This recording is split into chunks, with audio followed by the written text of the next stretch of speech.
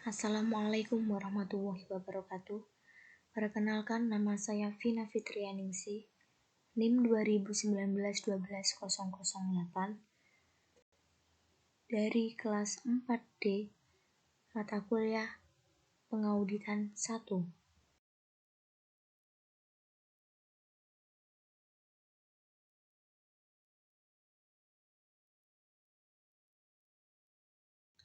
Di sini saya akan menjelaskan kasus Enron dan KAP Arthur Andreessen. Enron merupakan perusahaan dari penggabungan antara Internot atau penyaluran gas alami melalui pipa dengan Houston Natural Gas. Kedua perusahaan ini bergabung pada tahun 1985. Bisnis inti Enron bergabung dalam industri energi pada bulan Desember tahun 2001 dan terus menggelinding pada tahun 2002 berimplikasi sangat luas terhadap pasar keuangan global yang ditandai dengan menurunnya harga saham secara drastis berbagai bursa efek di belahan dunia, melalui dari Amerika, Eropa, sampai Asia.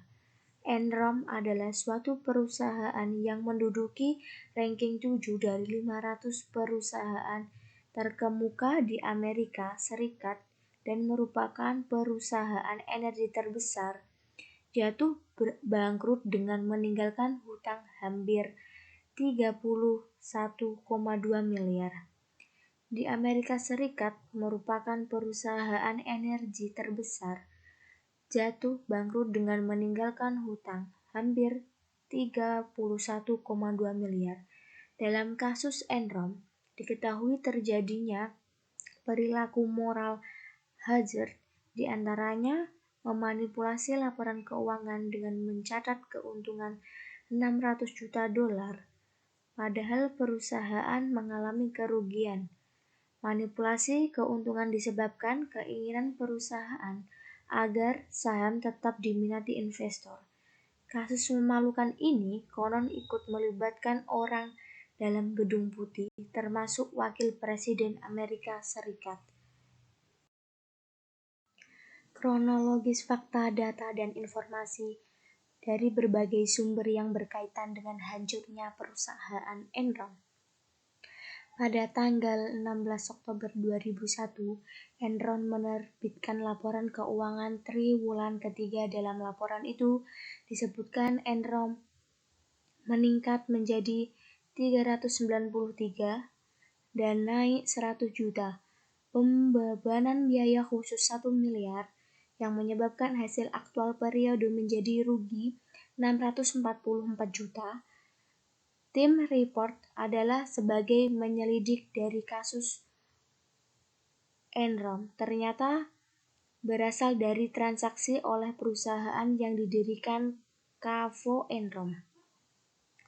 Pada tanggal 2 Desember 2001, Enron mendaftarkan kebangkrutan perusahaan ke pengadilan dan memecat 5.000 pegawai. Pada saat itu, terungkap bahwa terdapat hutang perusahaan yang tidak dilaporkan senilai lebih dari 1 miliar. Dengan mengungkap ini, nilai investasi dan laba yang ditahan berkurang dalam jumlah yang sama. Enron dan KAP Andreessen dituduh telah melakukan kriminal dalam bentuk penghancuran dokumen yang berkaitan dengan investigasi atas kebangkrutan Enron. Dana pensiun Enron sebagian besar diinvestasikan dalam bentuk saham Enron. Sementara itu, harga saham Enron terus menurun sampai hampir tidak ada nilainya. KAP Andreessen diberhentikan sebagai auditor Enron pada pertengahan Juni 2002, sementara KAP Andreessen menyatakan bahwa penugasan audit oleh Enron telah berakhir pada saat Enron mengajukan proses kebangkrutan pada 2 Desember 2001.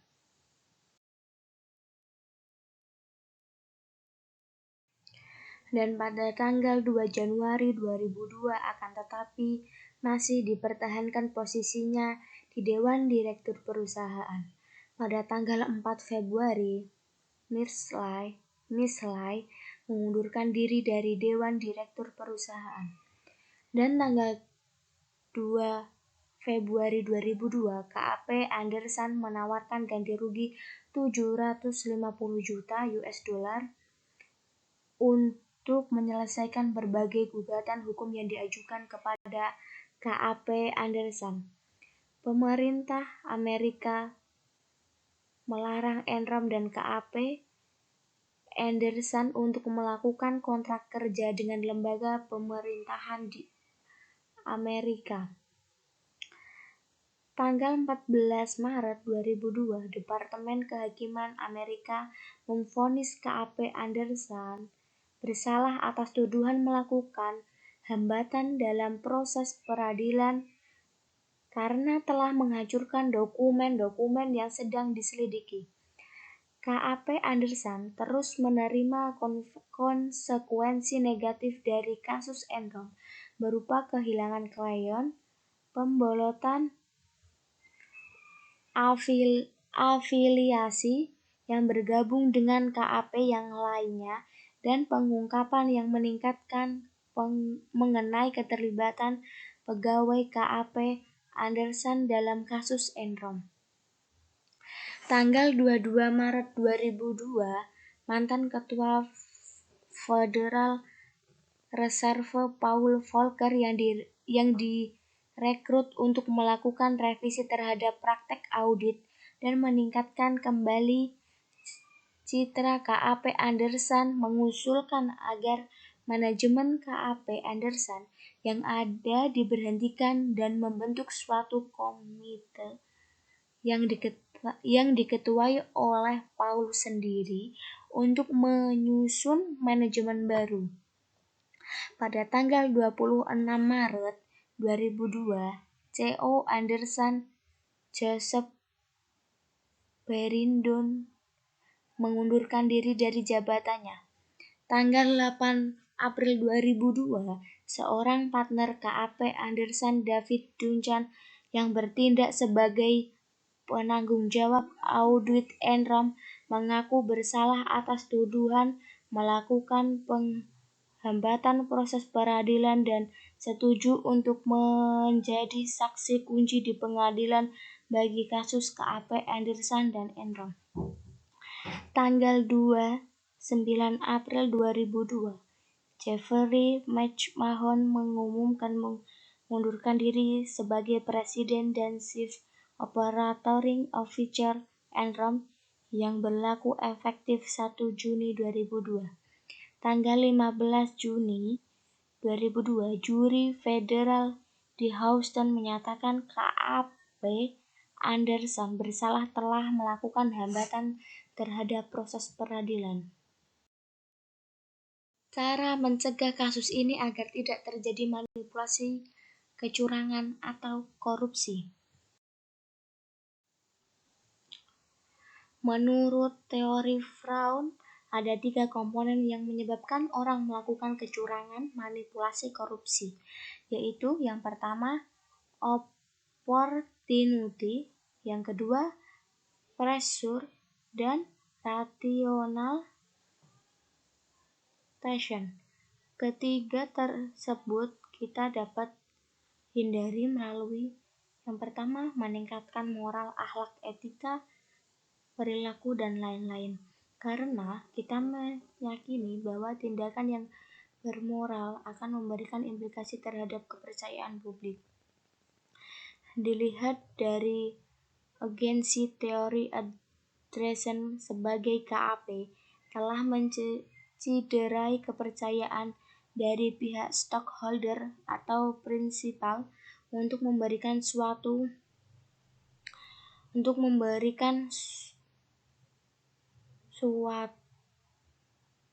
fairness information mengenai pertanggungjawaban dari pihak agen dalam mengembangkan amanah dari prinsipal.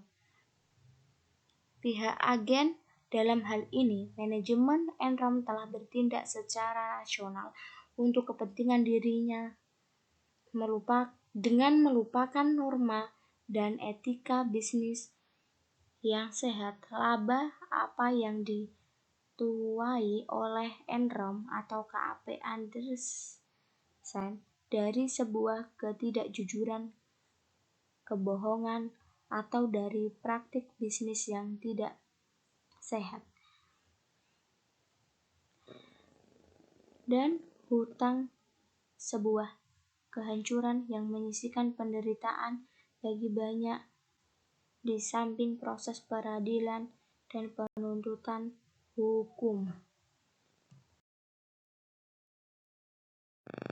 Dampak dari kasus Enron dan KAP Andersen yang pertama adalah pemerintah menerbitkan Sarbanes-Oxley untuk melindungi para investor dengan cara meningkatkan akurasi dan reliabilitas pengungkapan yang dilakukan perusahaan publik. Yang kedua adalah perubahan-perubahan yang ditentukan oleh Sarbanes-Oxley. Yang ketiga adalah SOX melarang pemusnahan atau memanipulasi dokumen yang dapat menghalangi investigasi pemerintahan kepada perusahaan yang menyatakan bangkrut. CO dan CFO membuat surat peraturan bahwa laporan keuangan mereka harus melaporkan sesuai. Apabila tidak sesuai dan diselidiki melakukan kecurangan, memanipulasi, dan korupsi, akan dihukum pidana. Yang ketiga adalah International Foundation Accountants pada tahun 2001 merevisi kode etika bagi para akuntan dituntut untuk bekerja secara profesional, tetapi juga profesional dalam kejujuran pada masyarakat. Yang terakhir, AISPA dan The Big Five KAP di Amerika mendukung inisiatif reform yang melarang KAP untuk menawarkan jasa internal audit dan jasa konsultasi lainnya kepada perusahaan yang menjadi klien audit KAP bersangkutan. Dari kasus di atas, saya menyimpulkan bahwa Enron dan KAP Arthur Andersen sudah melanggar kode etika, moral, dan kejujuran. Yang seharusnya itu semua sudah menjadi pedoman untuk melaksanakan tugasnya. Kecurangan dan memanipulasi korupsi menguntungkan hanya di awal, karena semua sudah ada hukum yang berlaku apabila melanggar. Seharusnya KAP yang bersikap independen dan profesional dalam melaksanakan tugasnya. Karena perbuatan mereka keduanya sama-sama hancur, dan di mana Enron bangkrut dengan meninggalkan hutang miliaran, sedangkan KAP Arthur Andersen sendiri kehilangan kepercayaan diri dari masyarakat. Dengan adanya kasus ini, yang berdampak kepada karyawan yang bekerja di KAP Arthur Andersen, di mana mereka mencari kerja kesulitan akibat kasus ini.